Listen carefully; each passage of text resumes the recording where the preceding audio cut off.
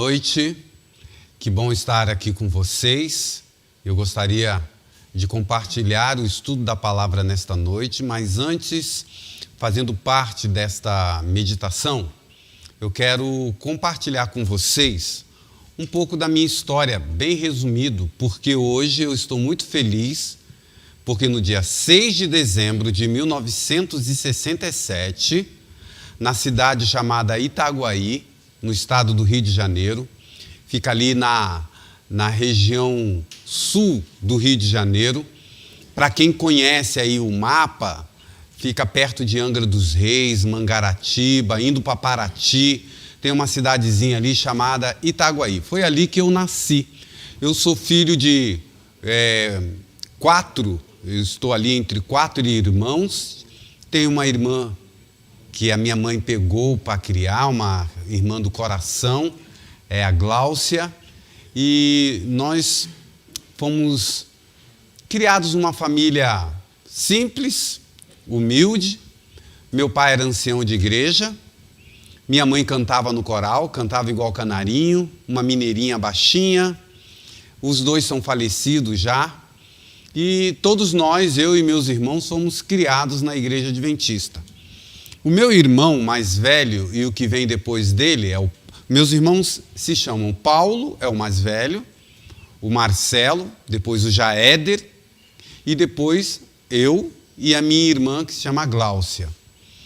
E os meus irmãos, todos nós fomos criados na igreja, e aconteceu um fato muito interessante, que meus irmãos jogavam bem futebol. Não que eu jogue mal, mas eu nunca gostei muito. Mas esses dois irmãos meus mais velhos se tornaram jogador de futebol profissional. Inclusive, o mais velho, Paulo, ele teve a oportunidade agora com essa febre aí da morte do Maradona, e saiu até uma reportagem no Esporte Espetacular sobre o meu irmão que jogava no América e teve um jogo lá histórico com o Napoli, onde o Maradona jogava, mas essa história que eu quero dizer do meu irmão que ser jogador e o outro também, é que com isso eles acabaram saindo da igreja, infelizmente. Meu irmão mais tarde, depois do falecimento do meu pai, ele teve a oportunidade de ser rebatizado. Mas no momento da minha adolescência, eu costumo dizer assim que a bola da vez para sair da igreja era eu, porque meus irmãos já estavam afastados com esse negócio de futebol, e jogava sábado, e encantado com aquilo. E aí veio o meu outro irmão, que também se esfriou na fé.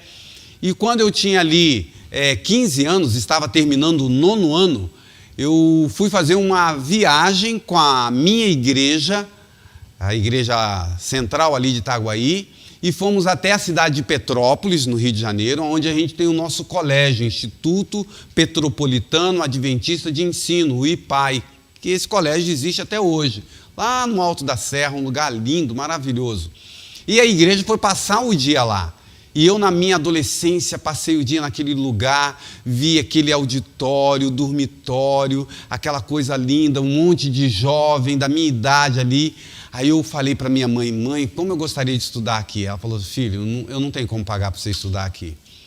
Mas eu fiquei com aquilo no coração, fiquei impactado com aquela visita que nós fizemos a Petrópolis e passamos pelo colégio. Um dia, um sábado de educação, o departamental de educação da Associação Rio de Janeiro foi até a minha igreja fazer um sermão sobre educação. O pastor da igreja convidou e estava ali o departamental de educação da associação. E eu me lembro, era um sábado de manhã, eu escutei tudo aquilo e ele citou e incentivou todos os membros que tinham filhos em idade escolar a colocar nos nossos colégios, a mandar para o internato, como a gente escuta até hoje.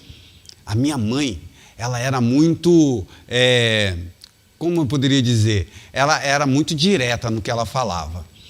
E quando terminou o sermão, eu me lembro como se fosse hoje. Eu estava do lado dela, eu era muito grudado com a minha mãe, tinha ali meus 14, 15 anos, e quando a gente estava passando pelo pastor, o pastor da igreja estava do lado do visitante, que era o departamental.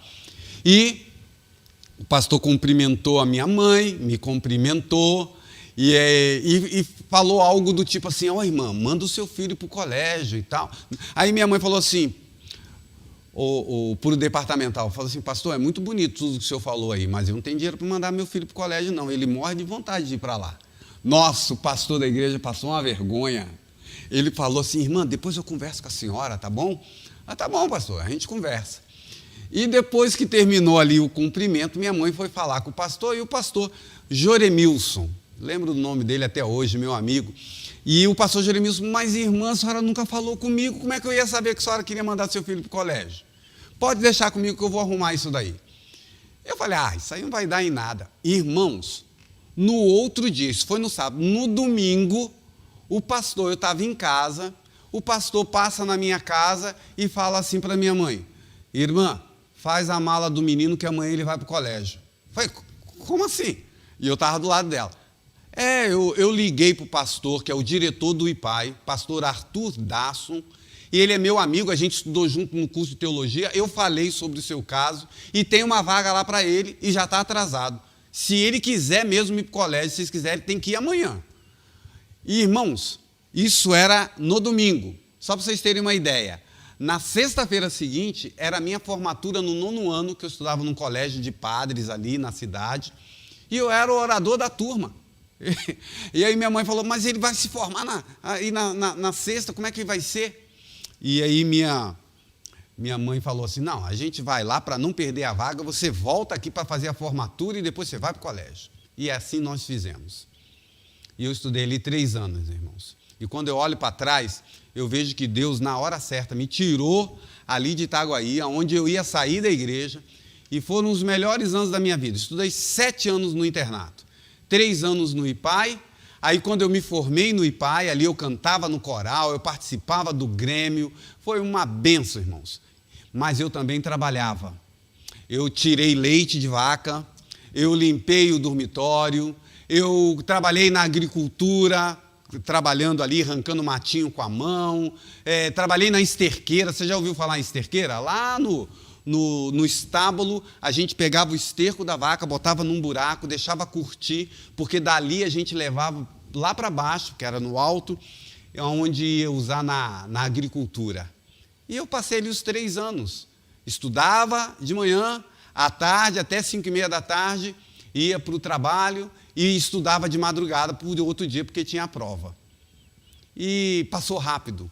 Eu me lembro que quando eu estava lá cortando o capim, porque o capim era cultivado para as vacas, não tinha pasto, é uma região de muito morro ali em Petrópolis, e às vezes eu sentava na carroça, que tinha um burro chucro, que eu carregava 3, 4 carroças de capim para as vacas leiteiras lá se alimentarem, e eu me lembro que eu sentava assim, irmãos, e ficava pensando, meu Deus, quando que isso aqui vai terminar?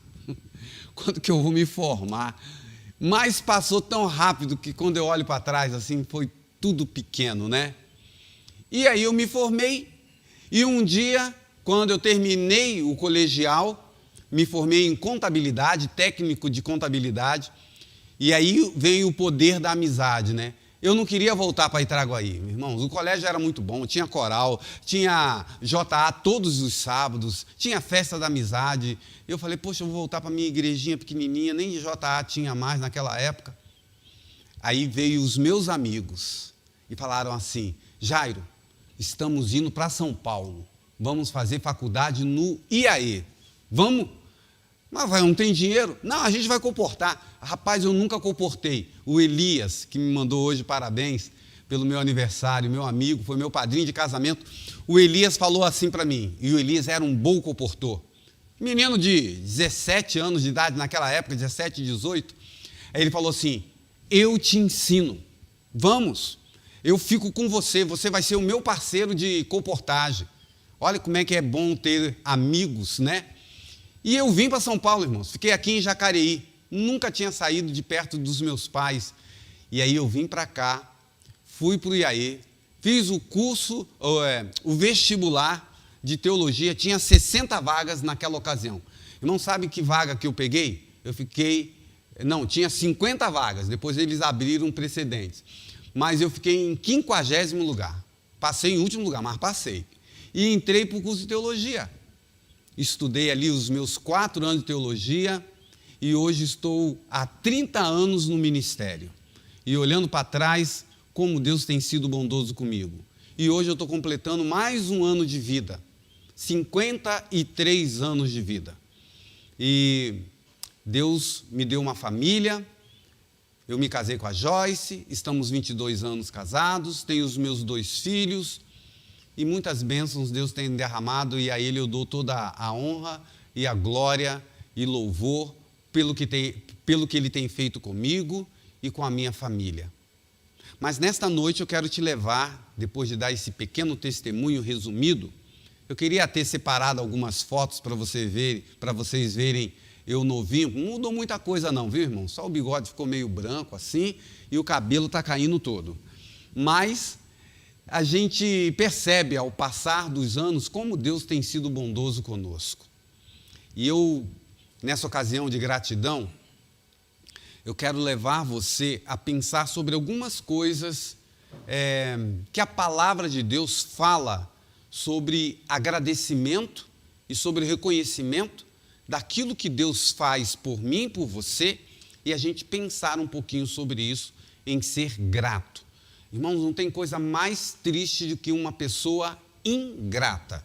Ingrata com o seu pai, sabe? Eu acho que uma das frases mais doloridas por um pai ouvir é um filho que está nos caminhos errados, talvez fumando, usando droga, ou fazendo coisas que Deus não aprova, ou que a sociedade não aprova, e o pai ouvir do filho uma frase do tipo: olha, pai, eu não pedi para nascer, você me colocou no mundo, você que aguente. E não ser grato por aquilo que os pais fazem ou aconselham.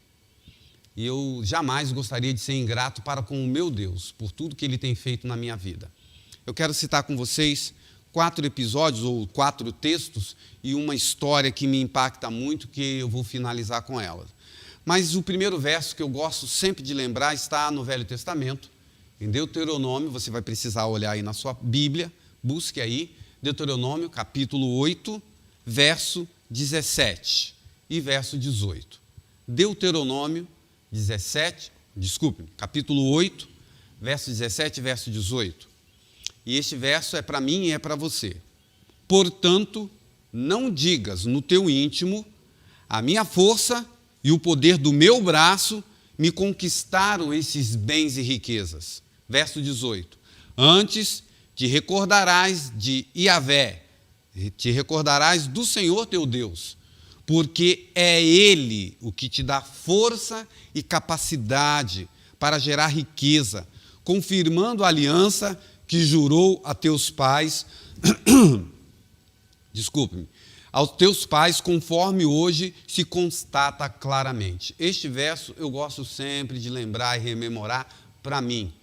Não diga que foi a sua inteligência, porque às vezes, irmãos, a gente raciocina assim: o fulano não tem riqueza, não tem sucesso, não foi próspero, porque ele não madrugou. Vocês já ouviram isso daí? Porque ele não suou a camisa. Agora eu não, eu estudei, eu fiz faculdade, eu tirei leite de vaca. Talvez alguns jovens da minha idade estavam curtindo a vida doidado, mas eu estava lá, focado. Isso é verdade também. Você tem que ter um foco, você tem que ter um desejo de fazer a vontade de Deus.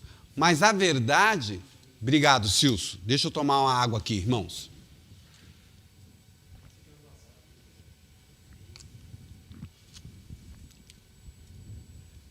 Mas a verdade, irmãos, que nada do que você faça, as bênçãos que vêm, não é pela sua inteligência, não é pela sua força. E aqui eu queria que você, meu irmão, que está em casa, lembrasse desse texto na sua vida. Você tem sucesso? Você tem uma família bonita e feliz? Você tem um carro na garagem? Você tem a sua casa? Você tem uma faculdade completada? Não digas no teu íntimo: eu ralei pra caramba, por isso que eu tenho tudo isso. Mentira. Você tem tudo isso porque Deus te deu. Foi Deus que te deu saúde. Foi Deus que te deu e te dá uma família feliz. A minha força e o meu poder do meu braço me conquistaram essa riqueza. É mentira, não conquistou nada. Tudo vem de Deus. Dele é o ouro, dele é a prata, dele é o ar que a gente respira. E eu gosto desse texto para lembrar a mim e a você, Deuteronômio 8,17, que a gente tem que sempre honrar o nome de Deus por tudo que você recebeu. Isso me fez lembrar alguns textos. Abra a tua Bíblia, por exemplo, em 1 Samuel, capítulo 2, verso 7. Um verso pequeno, mas poderoso nesta linha de raciocínio. 1 Samuel 2, 7. 1 Samuel, capítulo 2, verso 7. Na versão que eu leio, diz assim: o Senhor faz empobrecer e faz enriquecer. Ele humilha e ele exalta. Não se esqueça, o Senhor faz empobrecer, o Senhor faz enriquecer. Ele humilha e ele exalta. Nós que temos a cosmovisão bíblico-cristã, devemos sempre lembrar, como diz lá em Efésios capítulo 6, que a nossa luta não é contra a carne, não é contra o sangue, é contra as potestades dos céus, o maligno que está por aí, e a gente sempre tem que ter a cosmovisão que tudo que somos, tudo que temos, tem a mão de Deus por trás, pela frente, pelo lado, preenchendo a nossa vida. Lembre-se de 1 Samuel, verso 2, verso 7. O Senhor faz empobrecer, o Senhor faz enriquecer, Ele humilha e Ele exalta. Em Eclesiastes, tem um texto muito, muito interessante. Pesquisando aqui sobre essa linha de raciocínio, eu descobri aqui Eclesiastes capítulo 9, verso 11, onde o sábio Salomão vem com aquele raciocínio: tudo é vaidade debaixo do sol. E aqui no verso 11, Eclesiastes 9, verso 11, e ele diz que observou, Salomão agora avançado em idade, tinha tido muitas experiências boas e ruins na sua vida cristã, e ele observando a vida, quase que filosofando, ele inspiradamente deixa esse trecho de Eclesiastes 9, verso 11, diz assim: observei ainda e notei que debaixo do sol os velozes nem sempre vencem a corrida, os mais fortes nem sempre triunfam nas batalhas. Os sábios nem sempre têm com o que se alimentarem. Nem a fortuna acompanha sempre os prudentes. Nem os bem instruídos e inteligentes têm garantia de prestígio e honra, pois o tempo e o acaso afetam a todos indistintamente. Veja, que raciocínio interessante, porque essa é a pura verdade.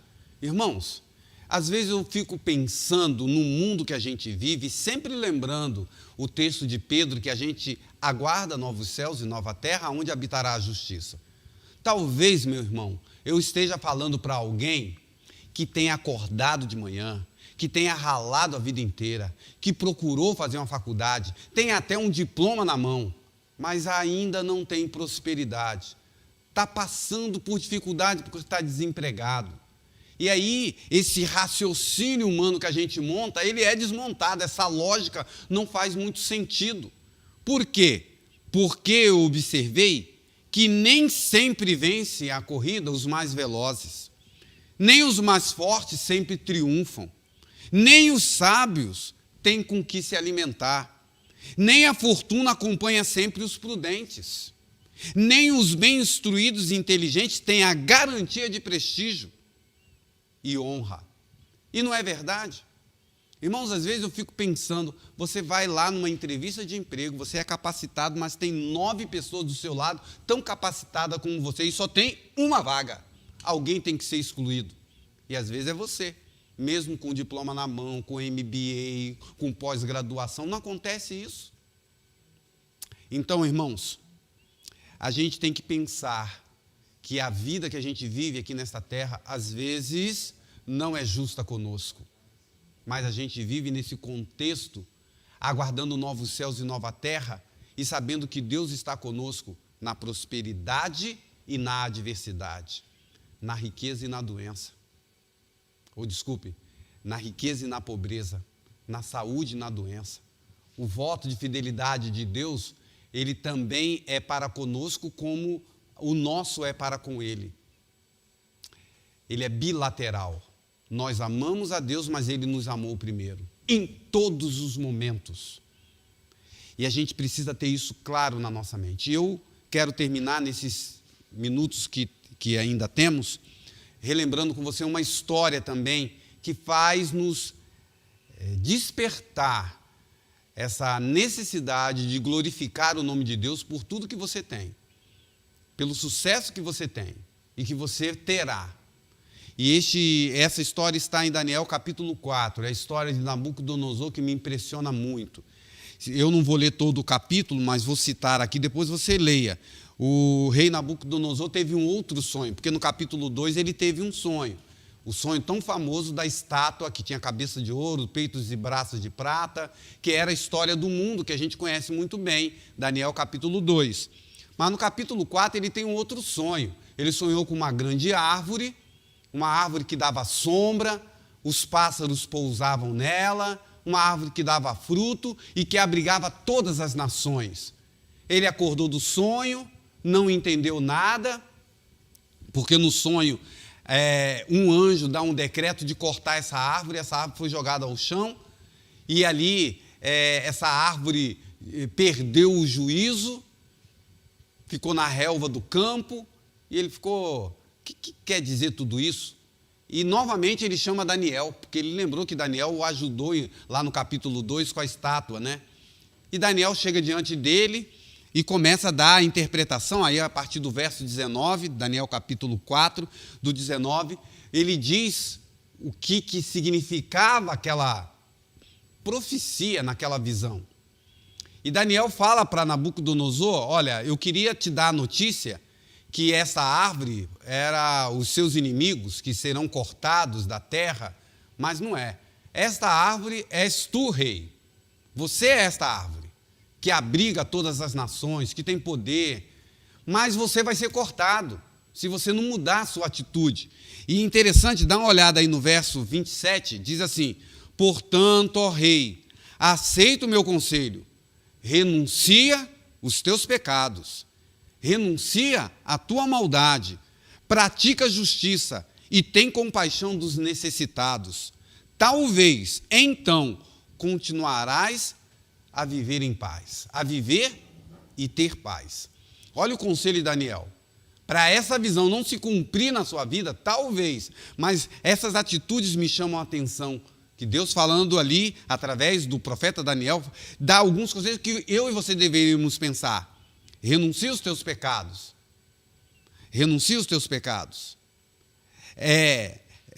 Pecados e maldades, né, diz o texto. Pratica a justiça. Tem compaixão dos necessitados. Cada orientação dessa de Daniel, eu fiquei pensando isso na minha vida e na tua. Que conselho? Renunciar aos pecados e praticar. Eu tenho duas atitudes aqui, né? Eu costumo dizer assim, deixar de fazer o mal é fazer o bem, porque tem gente que se tranca dentro de casa e fala assim, eu não falo mal de ninguém, eu não pratico maldade com ninguém, então eu sou uma pessoa boa. Mas olha que aqui diz, deixa o mal e pratica o bem. Deixar de fazer o mal e só cruzar o braço. Hoje eu fui impactado com a minha esposa, porque para comemorar o nosso aniversário, a gente fez uma caminhada de 11 quilômetros. A gente sempre anda de manhã e a gente gosta de caminhar. E ela falou assim, amor, no dia do seu aniversário, se o tempo estiver legal e tal, vamos caminhar daqui até o Embu das Artes, aqui por dentro? Falei, vamos. E hoje a gente acordou cedo, nos arrumamos e fomos fazer essa caminhada, 11 quilômetros. E quando chegamos lá, combinamos com meu sogro e minha sogra que eles iam nos pegar e trazer de volta, né? Que a gente não ia andar 22, só 11. E ficamos ali numa padaria bonita que tem ali em frente à rodoviária do Embu, recomendo, muito gostosa, esperando os meus sogros. E, de repente, entrou uma pessoa na padaria e veio do lado da nossa mesa. Estava sem máscara e era um andarilho. Ele falou assim, gente, pelo amor de Deus, estou passando uma fome danada, estou com a barriga roncando, eu não quero dinheiro não, eu só quero que vocês paguem para mim um pão de queijo e um chocolate, vocês podem fazer isso por mim? Irmãos, vou confessar para vocês, na hora eu falei assim, mas esse cara me enchendo o saco essa hora, no dia do meu aniversário. Pensei isso, irmãos. Mas ainda bem que eu tenho uma esposa, uma só carne, não é? E ela fez o contraponto. Claro que a gente vai te ajudar. E aí eu falei, sim, nós vamos te ajudar mesmo. E aí peguei a comanda dele, veio o garçom.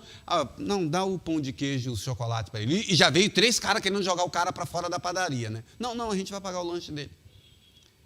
E aí minha esposa, para terminar, para dar o desfecho para mim, ela falou assim, daria para você dar o lanche para ele com um sorriso no rosto?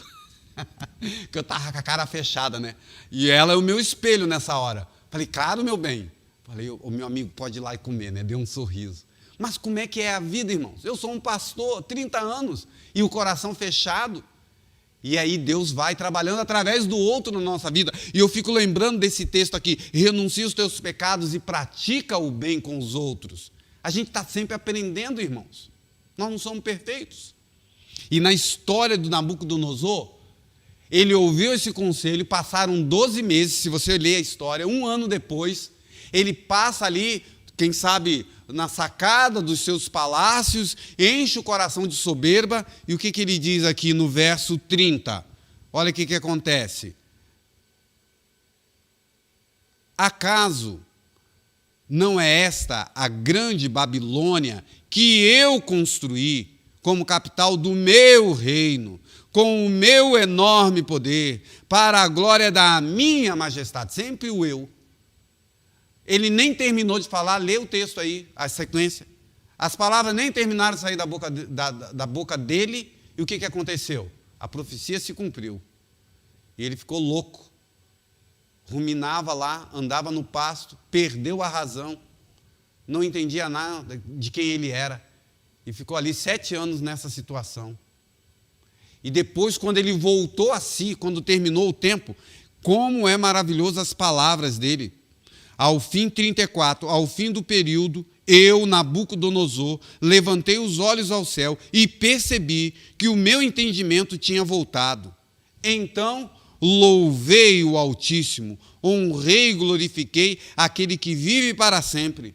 O seu domínio é um domínio eterno. O seu reino dura de geração em geração. Todos os povos da terra são como nada diante dele. Ele age como lhe agrada, com os exércitos dos céus, com os habitantes da terra. Ninguém é capaz de resistir à sua mão ou dizer-lhe, o que fizeste? Naquele momento, voltou-me o entendimento, e eu recuperei a honra, a majestade, a glória do meu reino. Irmãos, essa frase de Nabucodonosor, eu quero que a gente pense. Naquela hora, voltou o meu entendimento. Quando ele falou, tudo que eu tenho, eu conquistei, porque eu fiz MBA, porque eu fiz pós-graduação, eu fiz intercâmbio nos Estados Unidos, eu acordava de madrugada, eu pegava ônibus, eu ralei pra caramba para ter essa casa, para ter esse carro. Cuidado, isso é falta de entendimento. E de uma hora para outra você pode perder tudo como Nabucodonosor. Lembre-se sempre, eu tenho que lembrar, e gostaria de deixar com você, que você se lembrasse que tudo que você tem, que tudo que você terá, vem das mãos do Senhor. Honre a Ele, louve a Ele. E eu quero que você se una comigo, porque nesta noite meu coração está cheio de gratidão. Deus tem me abençoado muito. Não sou rico, mas Deus tem me sustentado. Não posso reclamar um tio. A igreja que eu sirvo, a Igreja Adventista do Sétimo Dia, tem um sistema que cuida da família pastoral. Eu tenho uma casa onde me abrigar, eu tenho o alimento, eu tenho seguro de saúde. Quantas coisas, por ser pastor, Deus tem me dado através do benefício de ser pastor na Igreja Adventista. E eu louvo a Deus pelo carinho que eu recebi hoje de muitas mensagens dos irmãos, alguns que estão aqui presentes. Do que eu vou reclamar? Muito pelo contrário, honras e glórias seja dada ao nome do Senhor. Mas eu queria que você também pensasse nisso, que o Senhor te dá a vida, Ele é o nosso mantenedor. Eu escolhi para terminar o nosso culto desta noite um hino que me toca muito, que fala desse Pai querido, a canção da vida. E a letra desse hino é uma gratidão que eu quero nesta oração cantada, fechar esses momentos e levar você também a orar comigo. Depois eu volto aqui junto com você para agradecer ao Senhor através de uma oração. Cante comigo a canção da vida, este hino que está no nosso inário.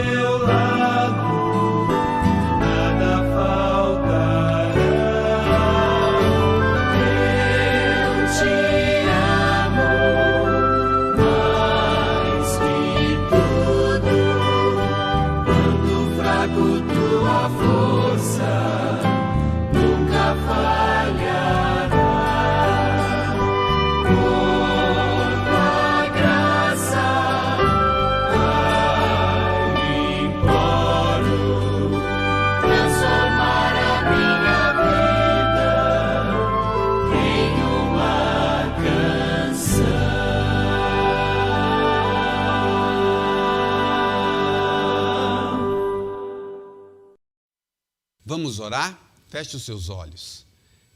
Querido Pai que está nos céus, obrigado, porque o Deus em quem cremos é um Deus onipresente e o Senhor está aqui, em cada casa, e deseja estar no nosso coração.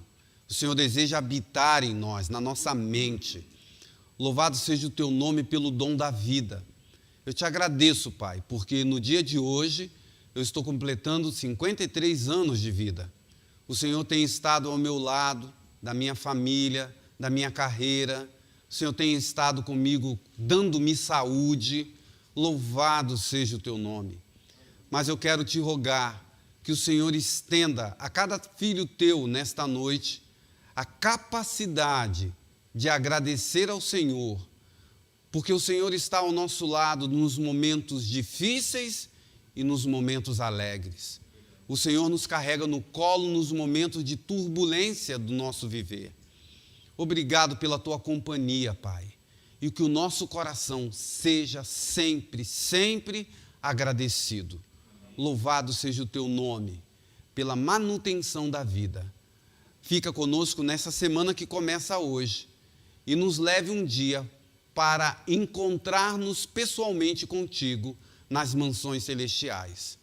Tudo pedimos, te agradecemos, no nome sagrado de Jesus Cristo. Amém, Senhor. Amém.